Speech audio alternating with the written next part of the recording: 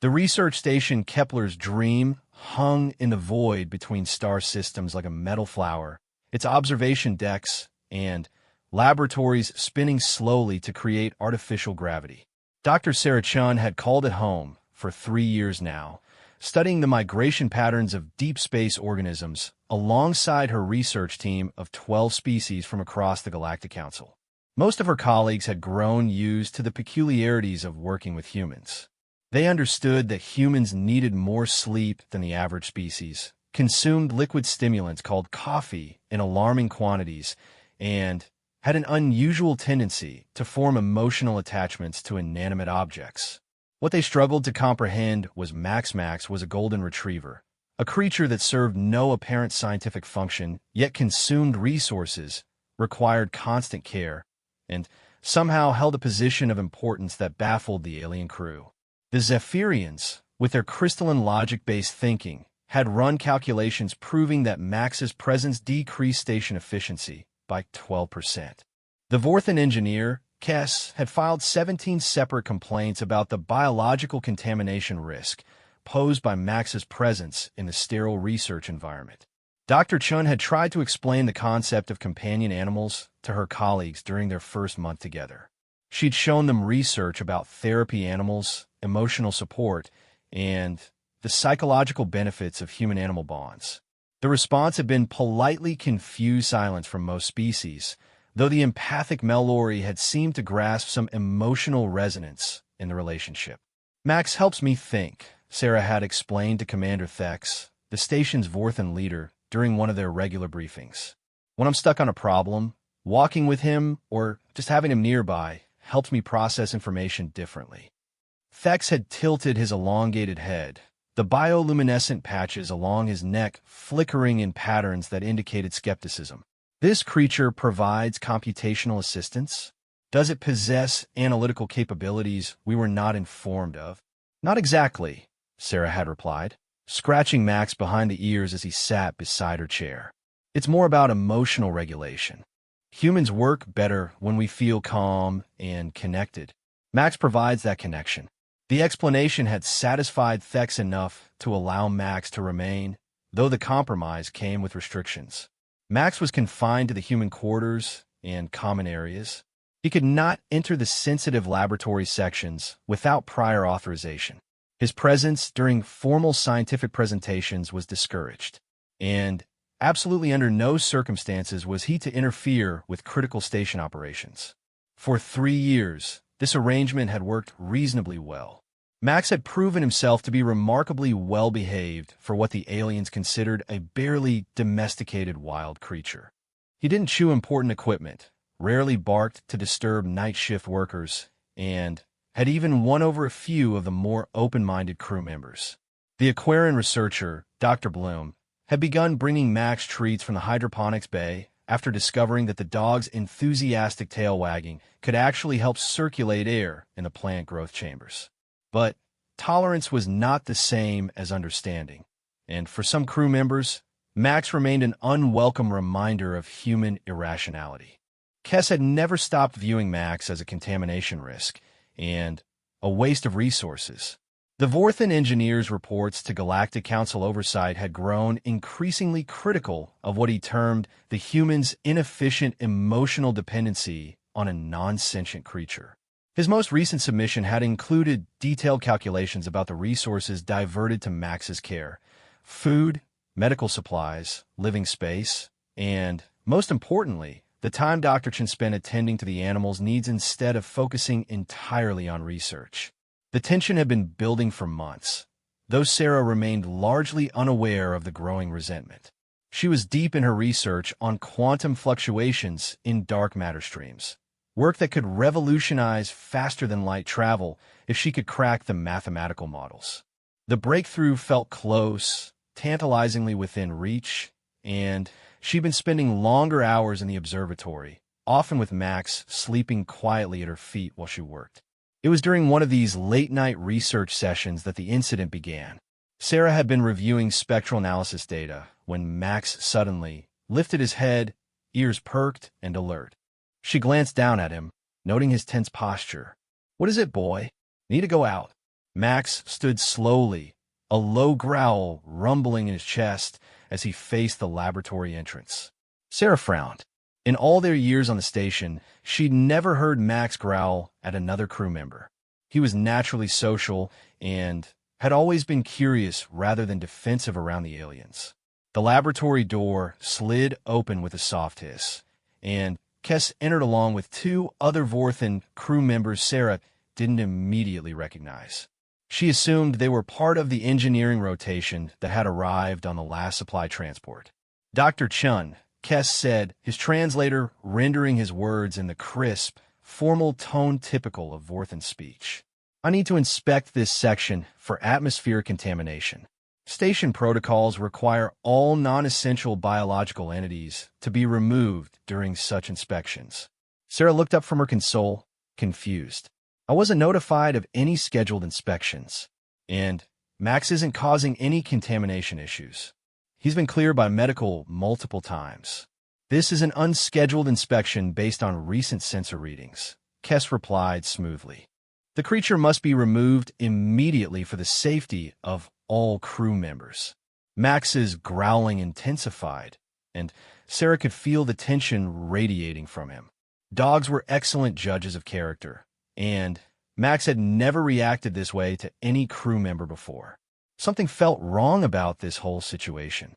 I'll need to see the inspection authorization from Commander Thex, Sarah said, standing from her workstation.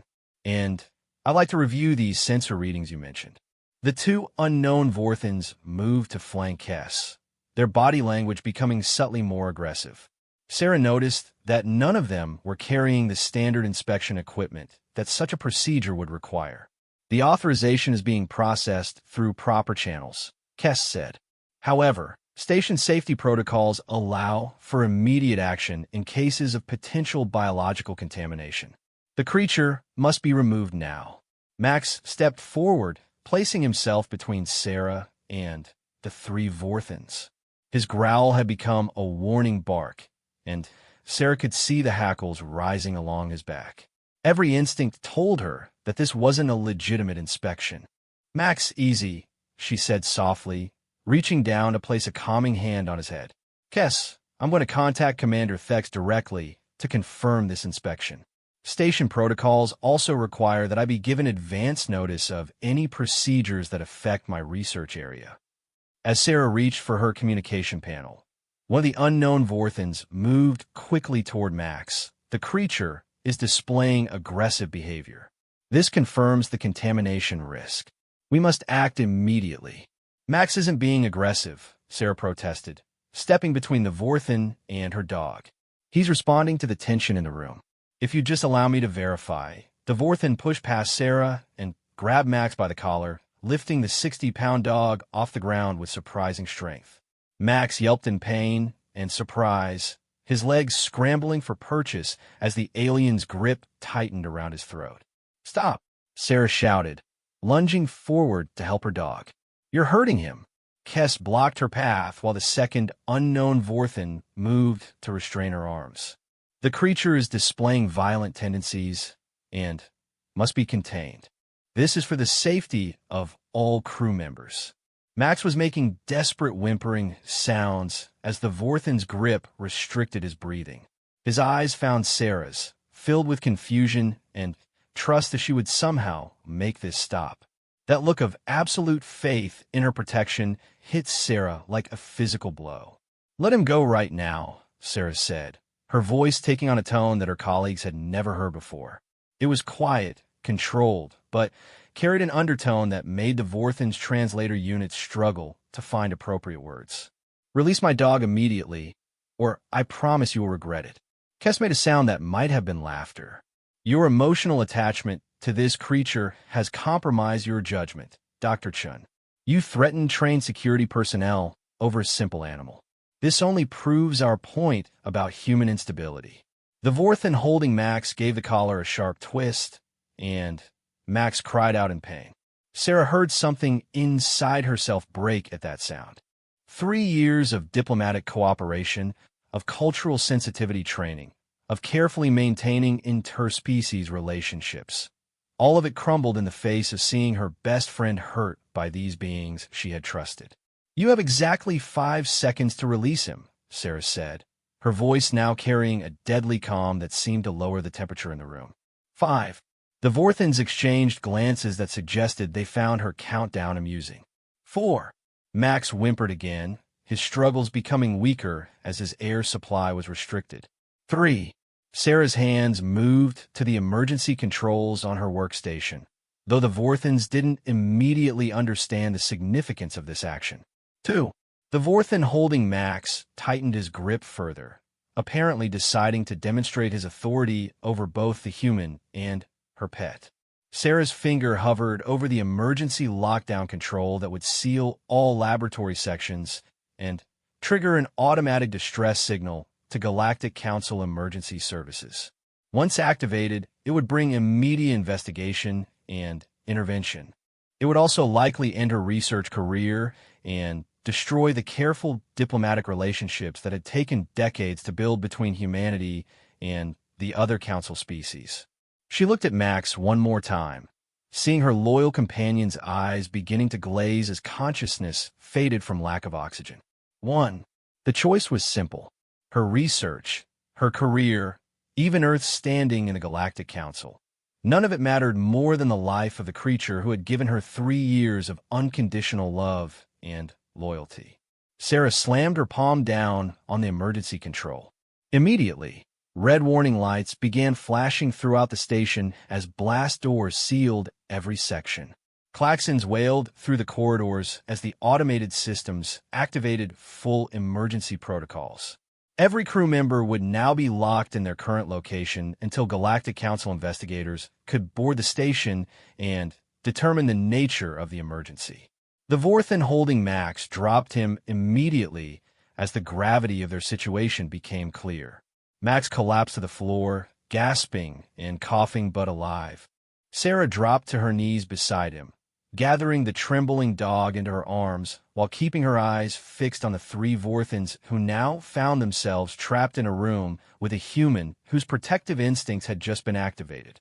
"You have made a severe error in judgment, Dr. Chun," Kess said, though his confident tone had noticeably wavered. "Triggering false emergency protocols is a serious violation of Council law." Sarah stood slowly, her arms still protective around Max, and looked at each of the Vorthans in turn. When she spoke, her voice carried something that made their translation units generate warning symbols about untranslatable human emotional concepts. "False emergency?" she asked quietly. 3 crew members just assaulted a registered companion animal and threatened a senior researcher. That sounds like a real emergency to me. And when the Council investigators arrive, they're going to find security footage of everything that just happened. They're going to see exactly who violated protocols here. The reality of their situation was beginning to dawn on the Vorthans. Emergency lockdowns automatically activated all recording systems. Every moment of their unauthorized inspection and their assault on Max had been captured and transmitted to Council oversight systems. There would be no way to claim this was a legitimate safety procedure. Sarah knelt again to check Max's injuries, her hands gentle as she examined his throat and neck for damage. He was bruised and shaken, but appeared to be breathing normally. The sight of him looking up at her with complete trust, even after what he'd just endured, sent another wave of protective fury through her system. "You know what the really stupid thing about this is?" Sarah asked, not looking up from Max as she spoke. "I was actually close to a breakthrough in my research, something that could have benefited all Council species. But you decided that your personal prejudices were more important than scientific advancement. You decided that hurting my dog was worth risking interspecies diplomatic relations." She finally raised her eyes to meet theirs, and the Vorthans took involuntary steps backward at the expression they found there. "You have no idea what you've just started," Sarah continued, her voice still carrying that unsettling calm. "You think humans are emotionally unstable? You think our attachments to other species make us weak? You're about to learn exactly why every predator species in the galaxy gives humanity a very wide berth when our protective instincts are activated. The emergency lights continued to flash red as they waited for council investigators to arrive. In the silence broken only by Max's gradually steadying breathing and the distant wail of klaxons, something fundamental had shifted in the relationship between humanity and its alien allies. The Vorthans had wanted to demonstrate human weakness and irrationality. Instead, they had awakened something far more dangerous, a human who would burn down every diplomatic bridge in the galaxy to protect a single loyal friend. And they were about to discover that they were not nearly as prepared for that reality as they had believed. The Council investigation ship Arbitrum arrived at Kepler's Dream within 18 hours of the emergency signal, its sleek form docking with the research station like a silver blade sliding into a sheath. The investigators who boarded were a mixed team representing 7 different species, led by Chief Investigators RTH, a Mellori whose empathic abilities made her particularly suited for resolving interspecies conflicts. Dr. Sarah Chun sat in the station's main conference room, Max lying quietly at her feet with a protective collar around his bruised throat. Across the table, Kess and his 2 accomplices waited with their legal advocates, while Commander Thex reviewed the security footage on a large display screen with barely controlled anger flickering through his bioluminescent patches. The footage was damning. Every moment of the fake inspection, the assault on Max, and Sarah's subsequent emergency activation played out in perfect clarity. The audio tracks captured not only the conversation, but also Max's cries of pain and distress as he was strangled by beings who outweighed him by more than 100 pounds each. Zarth's large, dark eyes showed the strain of processing the emotional resonance from everyone in the room. As an empath, she could feel the genuine love and protective instinct radiating from Sarah, the shame and fear coming from 2 of the Vorthans, and something much darker from Kess, a cold satisfaction that suggested this had gone exactly as he had planned. Dr. Chun, Zarth began, her melodic voice carrying the careful neutrality required of council investigators. While we understand your emotional response to this situation, triggering emergency protocols without immediate physical danger to sentient beings is a serious violation of station regulations. Can you explain your reasoning for this action? Sarah looked down at Max, whose tail gave a weak thump against the floor as he sensed her attention. The simple gesture of trust and affection from her injured companion strengthened her resolve. Chief Investigator, with respect, there was immediate physical danger to a sentient being, Sarah replied calmly. Max is a registered companion animal with full legal protections under Galactic Council law. The assault on him constituted a violent crime against a protected entity. My emergency activation was entirely justified under protection protocols. Kess's advocate, a sharp-featured Zephyrian named Vex, interjected with crystalline precision. The creature in question is classified as a non-sentient biological entity. While harming it may constitute property damage, it does not rise to the level of assault against a sentient being. Dr. Chen's response was disproportionate and triggered unnecessary alarm throughout the Galactic Council Emergency Response Network. The words hit the room like a physical blow. Sarah felt something cold and dangerous settle in her chest as she realized the full scope of what they were facing. This wasn't just about Kess's personal prejudices. This was a systematic attempt to strip Max and other companion animals of their legal protections by reclassifying them as mere property. Commander Thex's bioluminescent patches flared bright orange, indicating extreme agitation. Advocate Vex, I have reviewed all relevant council laws regarding companion animals. The creature Max holds full protected status under the Interspecies Animal Welfare Accords. To suggest otherwise is to ignore established legal precedent. Precedent that may require revision, Vex replied smoothly. The resources diverted to maintain non-productive biological entities on council installations has reached unsustainable levels. This incident demonstrates the security risks posed when crew members develop unhealthy emotional dependencies on creatures that serve no essential function. Zara TH raised a hand for silence, her empathic senses clearly overwhelmed by the escalating emotional intensity in the room. Let us focus on the immediate incident rather than broader policy implications.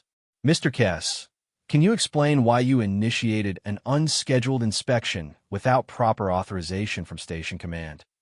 Kess straightened, his elongated form radiating confidence despite the evidence against him. I had reason to believe the creature was carrying biological contaminants that posed a risk to station operations.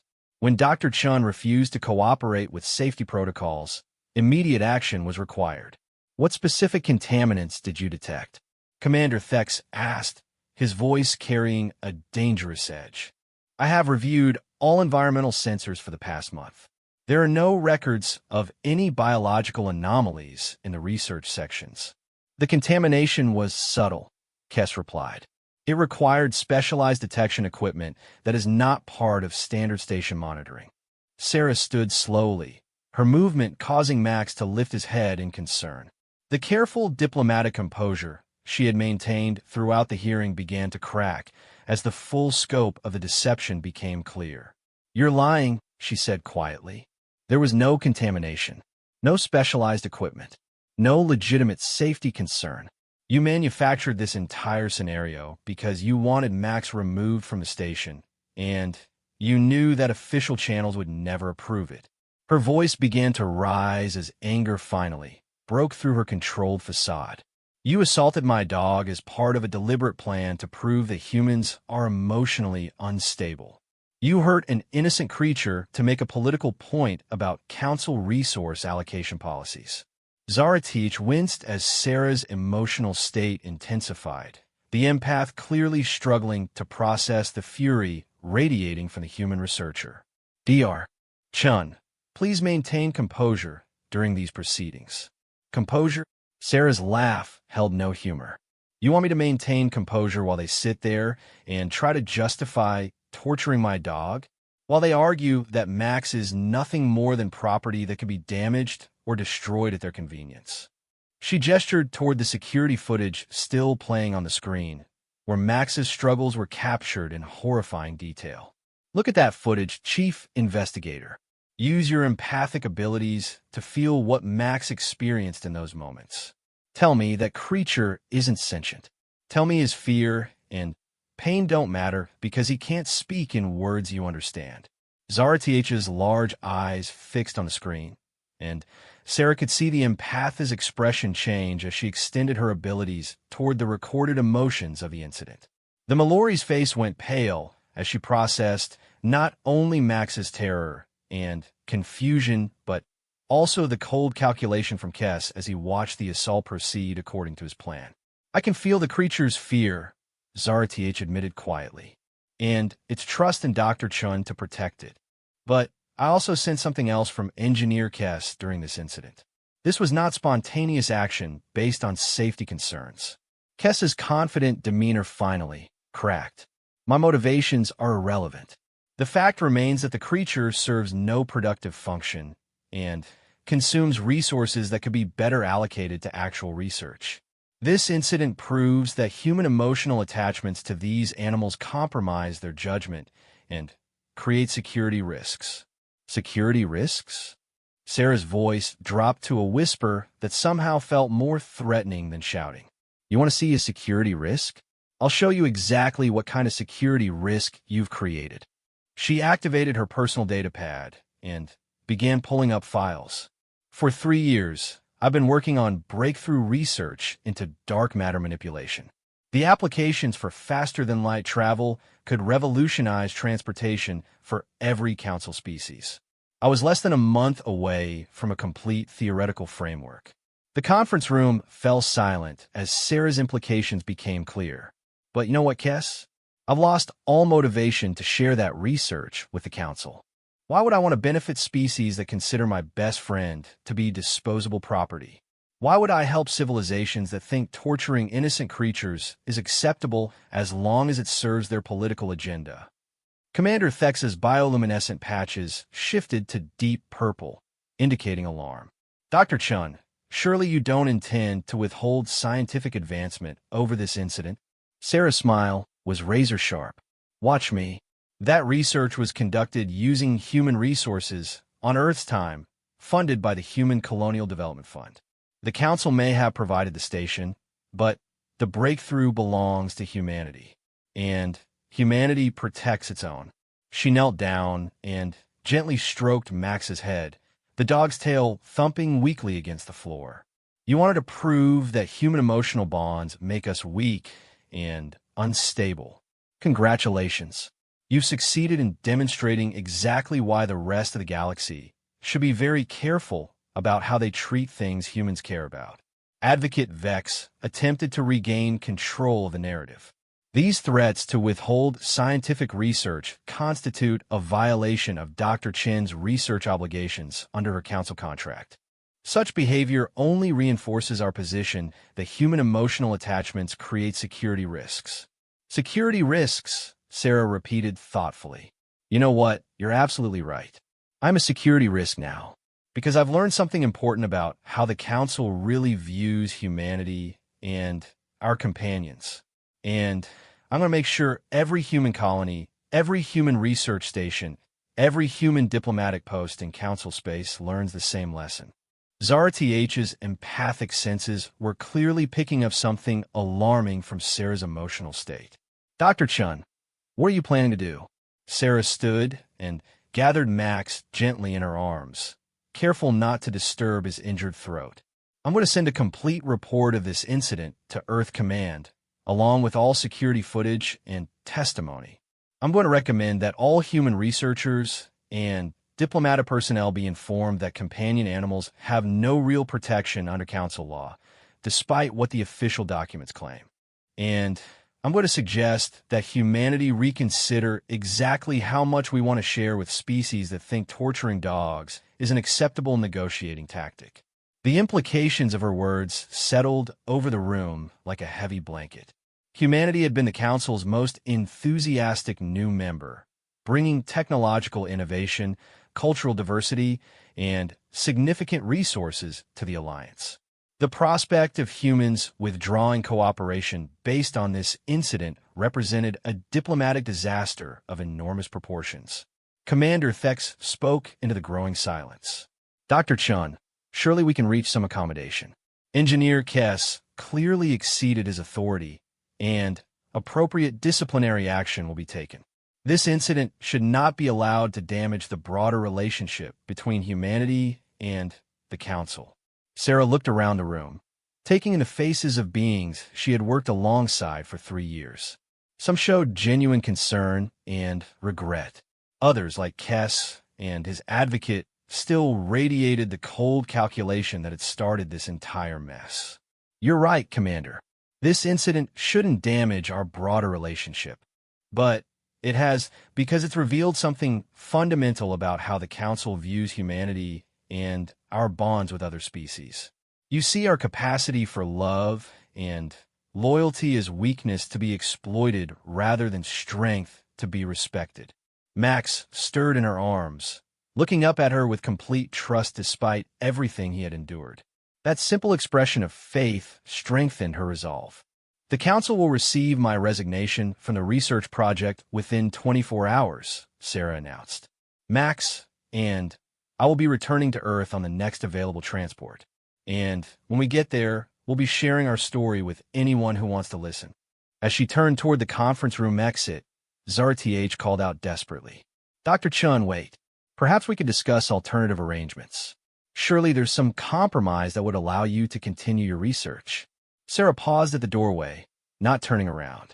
Chief Investigator, the only compromise I'm interested in would require Kess and his accomplices to experience exactly what Max experienced.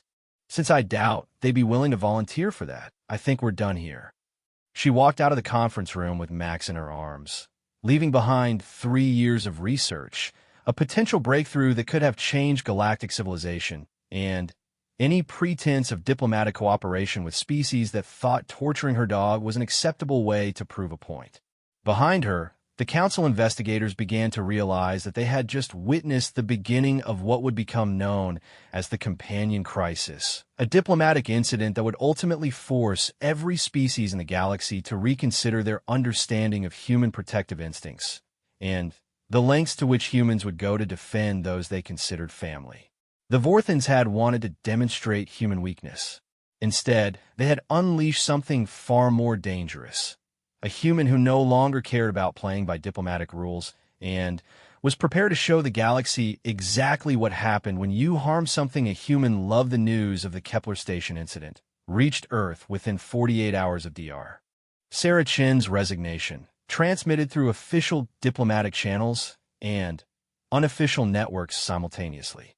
The response from humanity was swift, unified, and absolutely devastating to Galactic Council expectations of how a rational species should behave. Admiral Patricia Morrison stood before the emergency session of Earth's United Colonial Command, her weathered face grim as she addressed the assembled representatives of humanity's spacefaring civilization. Behind her, a holographic display showed the security footage from Kepler's dream, with Max's assault playing on loop while translation software provided subtitles of the Vorthans' dismissive comments about emotional instability and non-sentient biological entities. "Ladies and gentlemen," Admiral Morrison began, her voice carrying the authority of someone who had negotiated humanity's entry into the Galactic Council 15 years earlier. "We have a problem. Not a diplomatic misunderstanding, not a cultural miscommunication, but a fundamental incompatibility between human values and Council attitudes toward the sanctity of life." The footage continued to play as she spoke, showing Max's terrified eyes and Sarah's desperate attempts to protect her companion. Representatives from every human colony, research station, and diplomatic post watched in silence as the reality of their situation became clear. Dr. James Liu, Earth's primary xenobiologist and longtime advocate for peaceful cooperation with alien species, raised his hand. "Admiral, surely this is an isolated incident." Engineer Kess clearly exceeded his authority. The Council investigation team seemed genuinely concerned about resolving the situation. Morrison's expression hardened.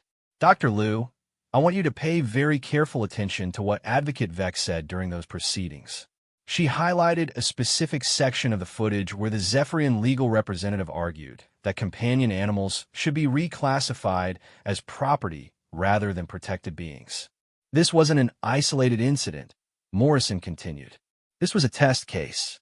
They wanted to see how humans would react when our companions were threatened, and they got their answer.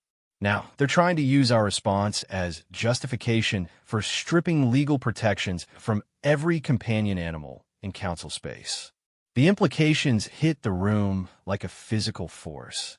Across human space, millions of families shared their lives with dogs, cats, birds, horses, and dozens of other Earth species that had traveled to the stars alongside their human partners.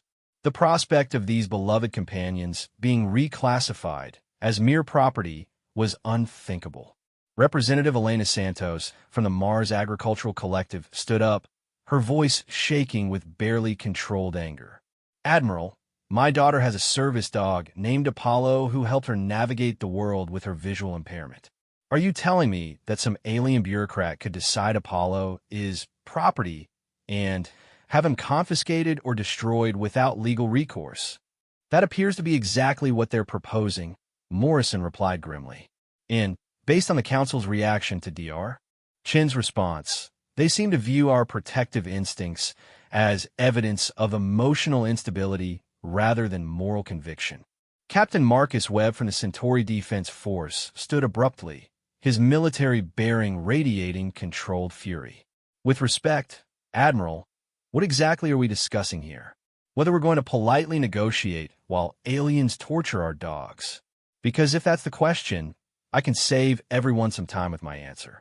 Morrison raised a hand for calm, though her own expression suggested she shared Webb's sentiment.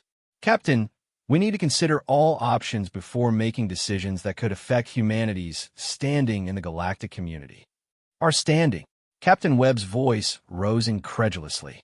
Admiral, they filmed themselves strangling a dog and then tried to justify it as pest control. What standing do we have with species that think that's acceptable behavior? The debate that followed lasted 6 hours and covered every aspect of humanity's relationship with the Galactic Council. Trade agreements worth billions of credits. Joint research projects that promised technological advancement. Colony protection arrangements that had kept human settlements safe from hostile species. All of it now seemed fragile in the face of what had happened to one golden retriever on a distant research station. But as the hours passed, a consensus began to emerge. Representative after representative spoke about their own companions, their children's pets, the service animals that helped disabled humans navigate the galaxy, the therapeutic horses on New Montana, the search and rescue dogs on the asteroid mining stations, the emotional support cats that help colonists cope with the psychological stress of life in deep space. The vote, when it finally came, was unanimous. Within 72 hours of the Kepler Station incident, humanity issued what became known as the Companion Declaration to the Galactic Council. The document was brief, clear, and absolutely non-negotiable in its terms. The human colonial government hereby serves notice that any species, organization, or individual that harms, threatens, or attempts to confiscate companion animals belonging to human citizens will be considered to have committed an act of aggression against humanity itself. Such actions will result in immediate cessation of all cooperative agreements, withdrawal of human personnel from joint projects, and implementation of comprehensive economic sanctions until satisfactory resolution is achieved. Furthermore, all human research data, technological innovations, and scientific discoveries developed through Council-sponsored programs are hereby classified as restricted information pending resolution of this matter. Sharing of human innovations with species that do not recognize the fundamental rights of companion animals is suspended indefinitely. This declaration takes effect immediately and applies to all human citizens, installations, and territories regardless of location within Galactic Council space.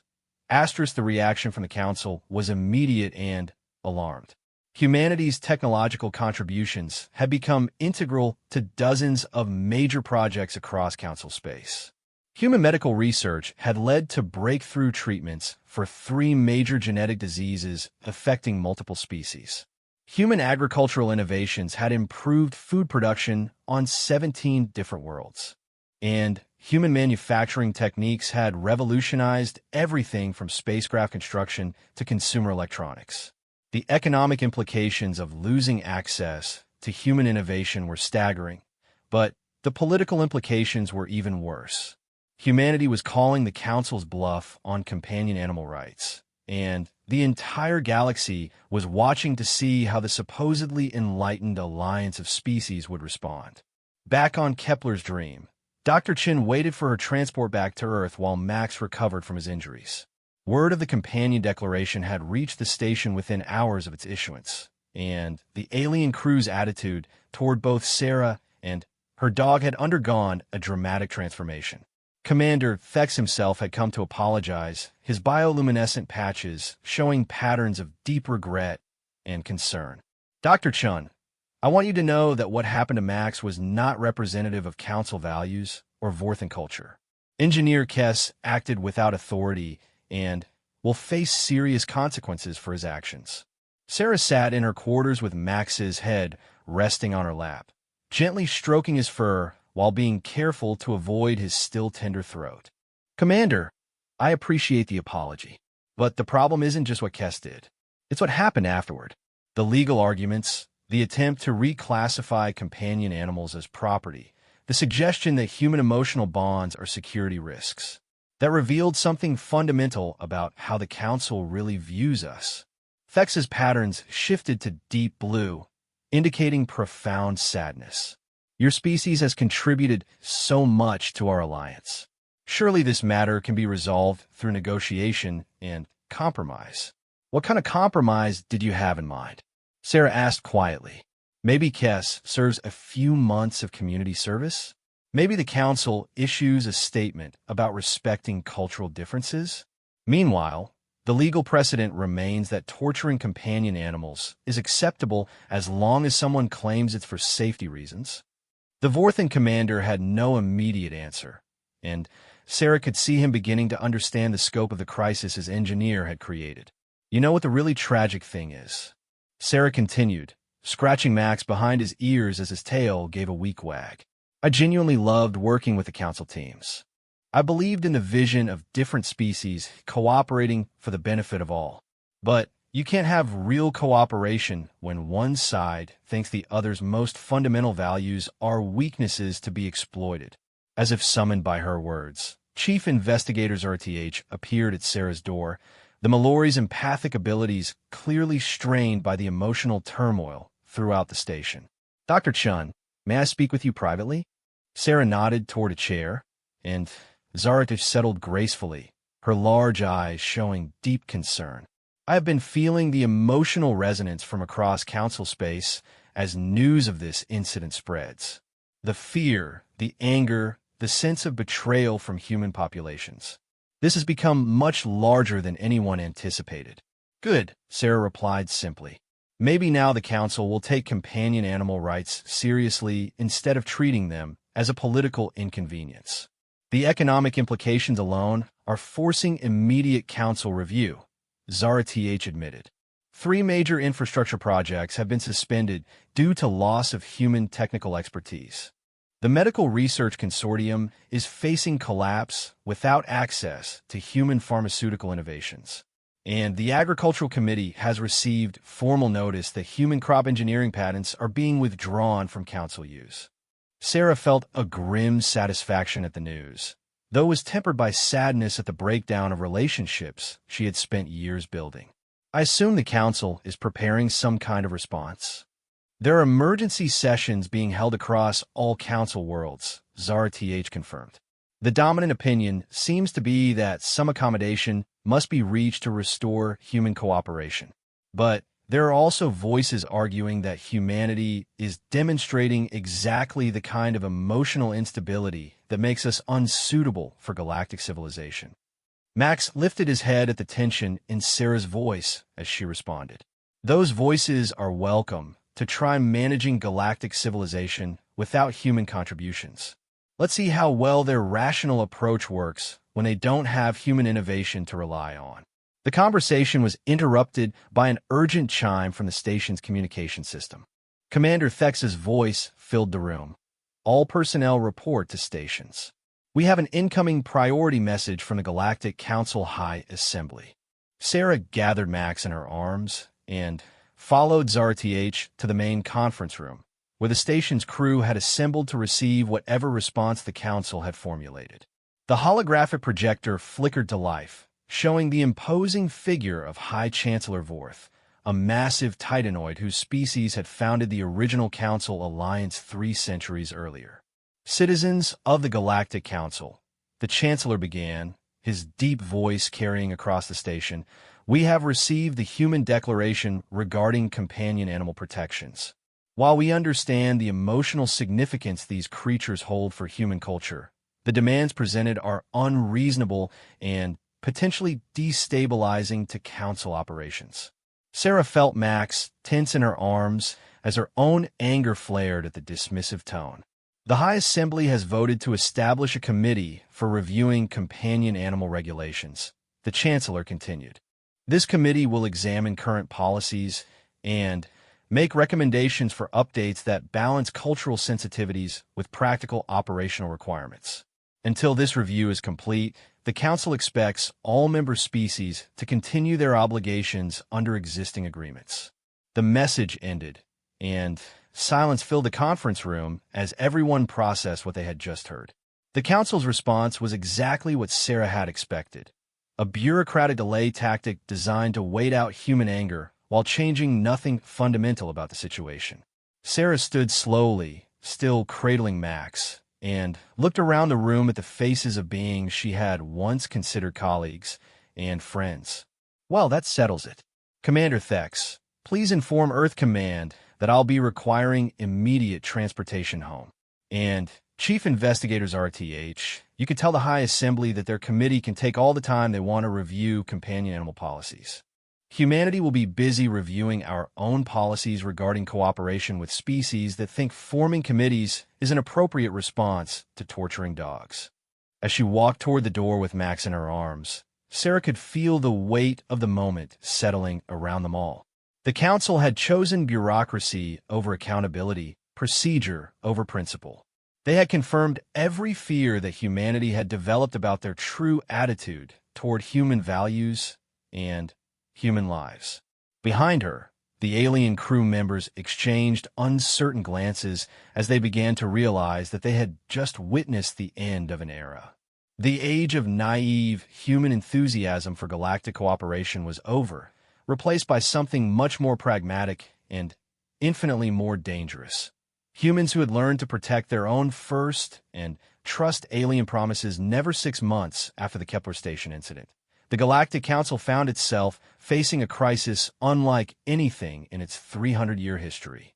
The human withdrawal, as it came to be known, had cascaded far beyond anyone's initial predictions, transforming from a diplomatic dispute about companion animals into an existential threat to the Council's technological and economic foundation. The immediate effects had been dramatic enough. Within weeks of the Companion Declaration, every human researcher had withdrawn from Council projects. Space stations that had relied on human engineering expertise found themselves unable to maintain critical systems. Agricultural worlds that had adopted human crop engineering faced potential famine as patent restrictions cut off access to hybrid seed stocks. Medical facilities across 17 systems struggled to continue treatments that relied on human pharmaceutical research. But the secondary effects proved even more devastating. Other species began to question why the Council leadership had handled the situation so poorly, allowing a simple incident to escalate into a alliance-threatening crisis. Trade relationships that had taken decades to establish crumbled as various factions blamed each other for the breakdown with humanity. High Chancellor Vorth stood before the emergency assembly, his massive titanoid frame showing signs of stress that had become increasingly common over the past months. The chamber, which normally buzzed with diplomatic chatter in dozens of languages, was eerily silent as representatives from 87 species waited for his address. Fellow beings of the Council, Vorth began, his voice lacking its usual commanding presence. We gather today to address the ongoing crisis in human-council relations. The committee established to review companion animal policies has submitted its final report, and I believe we have reached an acceptable framework for resolving this dispute. Ambassador Keflar of the Aquarian Collective shifted in a specialized environmental tank, his crystalline features reflecting the chamber's lights as he spoke. High Chancellor, with respect, the humans have made their position abundantly clear. They require immediate recognition of full legal rights for companion animals, prosecution of those responsible for the Kepler incident, and formal apologies from the Council leadership. Your committee's recommendations fall far short of these demands. Vorth's expression darkened. Ambassador Keflar, the humans' demands are unreasonable. We cannot establish legal precedents that grant rights to non-sentient creatures simply to appease one species' emotional attachments. Such decisions would have implications across thousands of worlds and millions of species. Non-sentient. The voice came from an unexpected source. Ambassador Zira of the Mellori Confederacy, whose species' empathic abilities had made them natural mediators in council disputes. High Chancellor, I have personally examined the emotional resonance from the creature involved in the Kepler incident. The capacity for fear, love, loyalty, and complex emotional bonds is clearly present. For Ambassador Zira to directly challenge the Chancellor's position represented a seismic shift in council dynamics. Representative Vex of the Zephyrian technocracy rose from his crystalline seat. His logical mind focused on practical implications rather than emotional considerations. Ambassador Zira, regardless of philosophical debates about consciousness, we must consider the broader ramifications. If we grant legal protections to human companion animals, where does it end? Do we extend rights to livestock? To laboratory research subjects? To pest species that threaten crop production? The logical implications are unsustainable. Perhaps, came a new voice from the Assembly's observation gallery, you should have considered those implications before you allowed one of your own to strangle a dog for political theater. The entire chamber turned toward the source of the interruption, Dr. Sarah Chun, who had entered the assembly hall accompanied by Max, whose golden coat now bore a small ceremonial collar, marking him as an official representative of Earth's colonial government. Behind them stood Admiral Morrison and a delegation of human representatives who had not set foot in council space since the incident began. High Chancellor Vortha's massive form seemed to swell with indignation. Dr. Chun, this is a closed session of the council assembly. Human representatives were not invited to attend. Sarah's smile was sharp as steel. High Chancellor, we're not here as invited guests. We're here as witnesses to ensure that the galaxy understands exactly what the Council's acceptable framework looks like. Because apparently 6 months of committees and debates have produced a resolution that still treats the torture of innocent creatures as an acceptable cost of doing business. Admiral Morrison stepped forward, her military bearing commanding attention even in a chamber filled with beings from dozens of warrior species. The human delegation has come to deliver a final message to the Council regarding our relationship going forward. The time for committees and half measures has ended. Max, who had remained calm despite being surrounded by dozens of alien species, suddenly lifted his head and growled softly. Sarah looked down to see Kess entering the chamber, flanked by his legal advocates and showing no apparent remorse for the incident that had triggered this crisis. The sight of his victim's attacker caused Max to press closer to Sarah's legs, a reminder to everyone present of the real creature who had suffered at the center of this political storm. Sarah knelt and gently stroked Max's head, her voice carrying clearly across the silent chamber. It's okay, boy. He can't hurt you here. And after today, he won't be able to hurt any companion animal anywhere in council space. She stood again, her gaze sweeping across the assembled representatives. For 6 months, you've debated whether creatures like Max deserve basic protection from torture and abuse. You've formed committees, held hearings, and written reports. And through it all, Engineer Kess sits free, unrepentant, and unpunished for his crimes. Representative Vex attempted to interject. Dr. Chun, Engineer Kess, has faced appropriate disciplinary action through proper administrative channels. Administrative channels? Sarah's laugh held no humor. He received a formal reprimand and a temporary suspension from duty. Meanwhile, Max still wakes up some nights with nightmares about being strangled. Tell me, Representative Vex, what would have happened to me if I had assaulted one of your crystalline offspring? Would that have been handled through administrative channels? The silence that followed was deafening. Every being in the chamber understood that attacking a Zephyrian's crystalline offspring would have triggered immediate criminal prosecution and potentially sparked an interspecies war.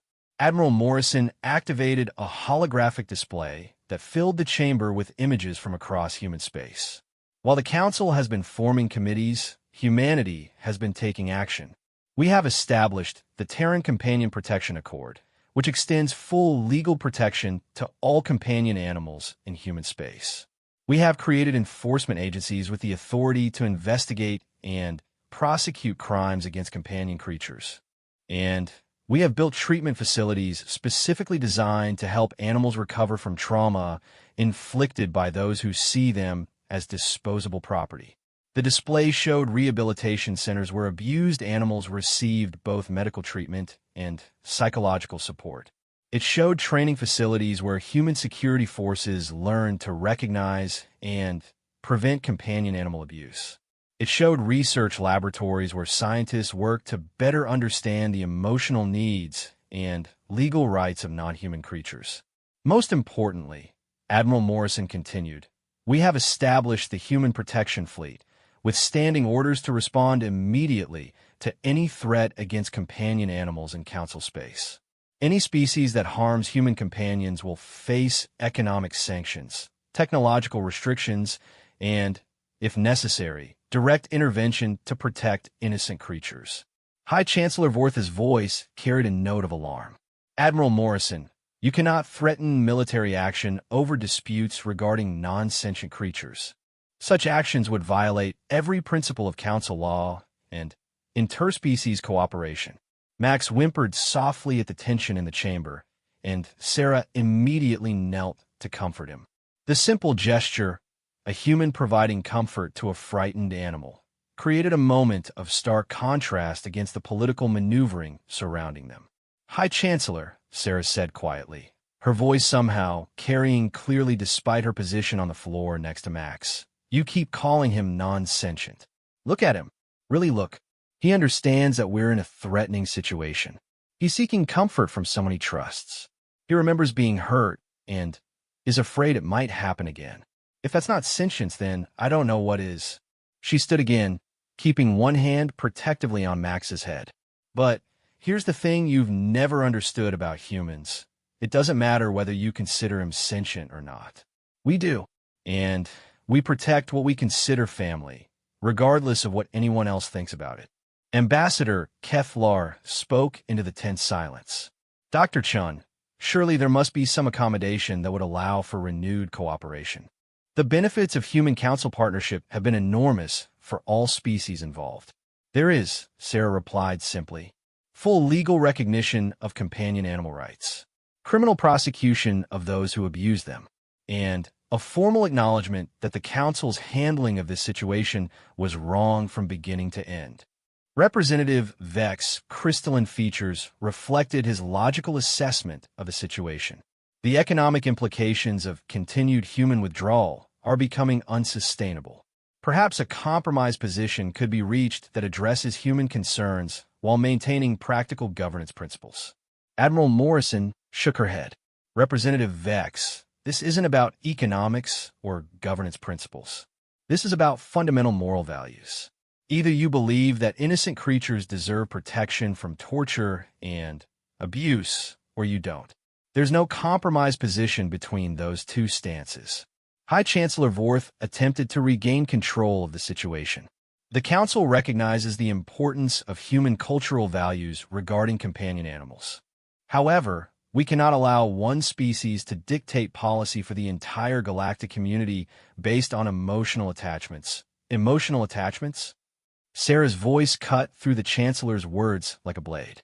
Is that what you think this is about? Emotions clouding rational judgment. She gestured toward the holographic display, which now showed footage from human colonies across the galaxy. Those emotional attachments built a civilization that welcomed you when you needed agricultural innovation to feed your growing populations. Those irrational humans shared medical technology that saved millions of lives across dozens of species. Our compromised judgment created the transportation systems that connect your worlds and the communication networks that allow this assembly to exist. Max sat calmly at her feet, his presence a reminder of what was really at stake in this debate. Around the chamber, representatives from species that had benefited enormously from human cooperation began to shift uncomfortably as the implications of Sarah's words settled in. You wanted to test whether human emotional bonds made us weak and unreliable partners, Sarah continued. Congratulations. You've learned that humans don't abandon those we care about when it becomes politically inconvenient. You've discovered that we don't sacrifice innocent creatures on the altar of bureaucratic efficiency. And you found out that we're perfectly capable of building our own alliances with species that share our values. The chamber fell silent as the full scope of humanity's message became clear. This wasn't just about companion animal rights. This was about fundamental compatibility between human values and council governance. And humanity had decided that the two were irreconcilable under current circumstances. As Sarah prepared to deliver humanity's final ultimatum to the Galactic Council, Max looked up at her with complete trust, unaware that his suffering had become the catalyst for a transformation that would reshape the political landscape of the galaxy. The age of human accommodation to alien sensibilities was ending, replaced by something far more dangerous to the established order. Humans who had learned to put their principles above political convenience 1 year after the Kepler Station incident. The galaxy had fundamentally changed. The Companion Wars, as historians would later call them, had not involved a single shot fired in anger, but had nonetheless reshuffled the political and economic landscape of known space more dramatically than any military conflict in centuries. Dr. Sarah Chun stood in the observation deck of the newly constructed Terra Shield, humanity's first dedicated companion protection vessel, watching as the ship approached Kepler Station. Max sat beside her, his golden coat gleaming in the starlight, wearing a collar that now bore the insignia of the Terran Diplomatic Corps, the first non-human ambassador in galactic history. The changes had begun 3 months after her speech to the Galactic Council, when 17 species had formally withdrawn from the Alliance to join humanity's newly formed Sentinel Coalition. The Mellori had been first, driven by their empathic understanding of the emotional bonds between humans and their companions. The Aquarians had followed, their collective consciousness naturally sympathetic to concepts of universal protection for vulnerable beings. But the real shock had come when the Zephyrians, cold, logical, utterly rational Zephyrians, had announced their withdrawal from the Council and their intention to join the Sentinel Coalition. Representative Vex, the same Zephyrian who had argued against companion animal rights during the crisis, now served as the Coalition's chief science officer. His transformation had begun with a simple question posed by his own offspring. If consciousness was defined by the capacity for fear, love, and complex emotional responses, then why did the presence or absence of verbal communication matter? Dr. Chun, came a familiar voice from behind her. Sarah turned to see Commander Thex approaching, the Vorthan's bioluminescent patches showing patterns she had learned to recognize as profound regret mixed with cautious hope. "Permission to speak with you privately?"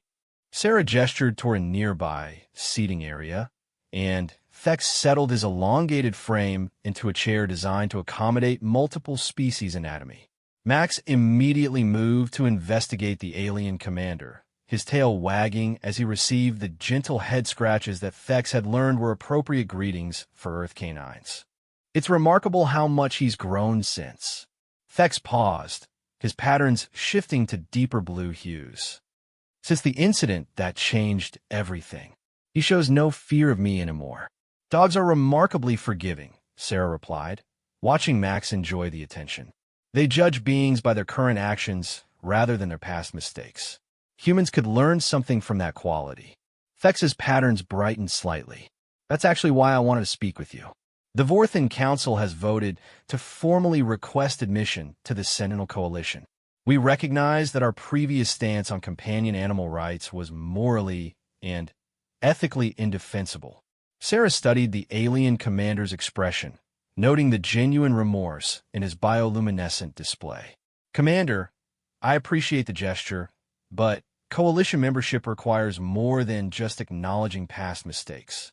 It requires a fundamental commitment to protecting all sentient beings, regardless of their species or their ability to communicate in ways we immediately understand." "We understand," Thex replied solemnly. "Our application includes a complete restructuring of Vorthan law to extend full legal protections to all companion animals within our space. We've also established investigation protocols to identify and prosecute any past incidents of companion animal abuse." Max had settled at Thex's feet, apparently declaring the Vorthan commander acceptable company. The simple gesture of trust from a creature who had been tortured by members of Thex's species carried more diplomatic weight than any formal treaty. "What about Kess?" Sarah asked quietly, and the others who participated in the assault on Max. Thex's patterns shifted to bright orange, the Vorthan expression of anger and justice. "Engineer Kess and his accomplices have been formally charged with assault against a protected being under new Vorthan law. They face significant prison sentences and permanent exile from all Coalition space. Additionally, they are required to provide reparations to established treatment centers for abused companion animals. The irony was not lost on Sarah. Kess, who had orchestrated Max's assault to prove human emotional instability, would now spend years of his life working to repair the damage he had caused to innocent creatures across the galaxy. There's something else, Thex continued, his patterns shifting to a combination she had never seen before, hope mixed with uncertainty. We've discovered that several Vorthan families have begun adopting Earth canines as companions. The experience of forming emotional bonds with these creatures has changed our understanding of consciousness and emotional intelligence. Sarah raised an eyebrow in surprise. Vorthans are adopting dogs. The offspring find them fascinating, Thex admitted, his patterns now showing what could only be described as parental pride. My own daughter has formed an attachment to a rescued golden retriever named Cosmos. The creature displays intelligence, emotional complexity, and loyalty that challenges every assumption we previously held about nonverbal consciousness. Max's tail thumped against the deck as if he understood the conversation, and Sarah couldn't help but smile. The same qualities that had made Max her beloved companion were now opening minds across an entire species to new understandings of sentience and emotional bonds. The Galactic Council has formally dissolved, Thex continued. High Chancellor Vorth was removed from office when 60% of member species withdrew to either join the coalition or form their own alliance. The remaining species have established the Pragmatic Trade Confederation, but it's essentially a shadow of what the Council once was. Sarah nodded thoughtfully. The economic implications had been too severe for the old Council structure to survive. Human technological innovations had become so integrated into galactic civilization that losing access to them had triggered system-wide collapses in everything from transportation to food production. What about Earth's position? Thex asked. Will humanity consider allowing former Council species to earn coalition membership through demonstrated commitment to companion protection? That's not really my decision to make anymore, Sarah replied. I'm just the ambassador for interspecies companion relations. But I can tell you that the coalition's charter is clear. Any species that can demonstrate genuine respect for the rights and dignity of all sentient beings is welcome to apply for membership. Max stood and moved to the observation window, his keen senses detecting something before the humans and aliens in the room.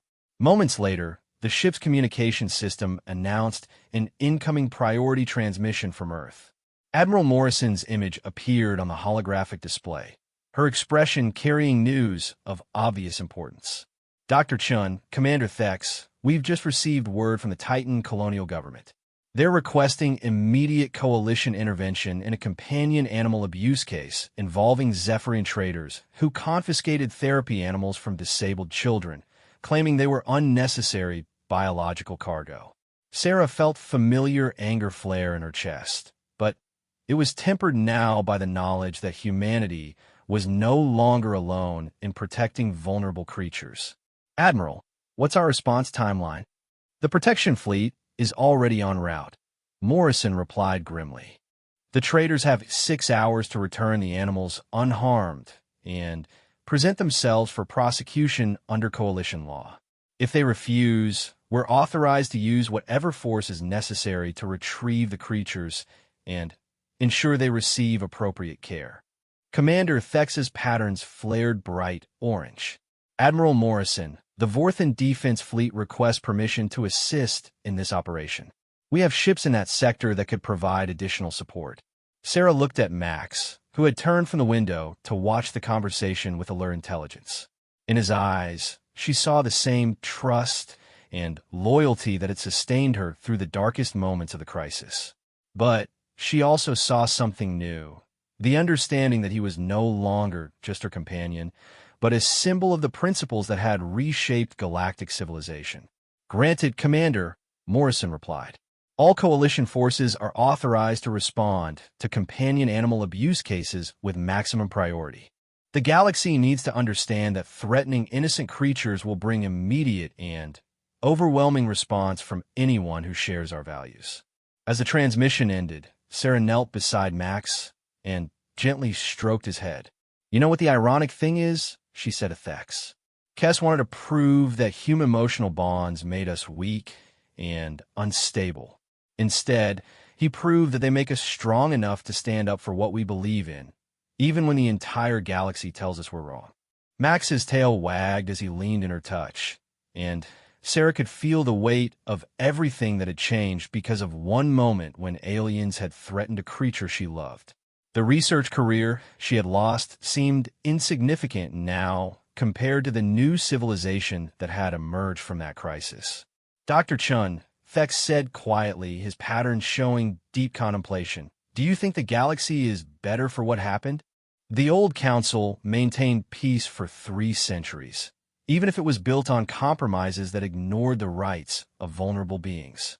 Sarah considered the question as she watched Max settle beside her, completely trusting that she would protect him from any threat. "Commander, peace built on the suffering of innocent creatures isn't really peace at all. It's just organized indifference to injustice.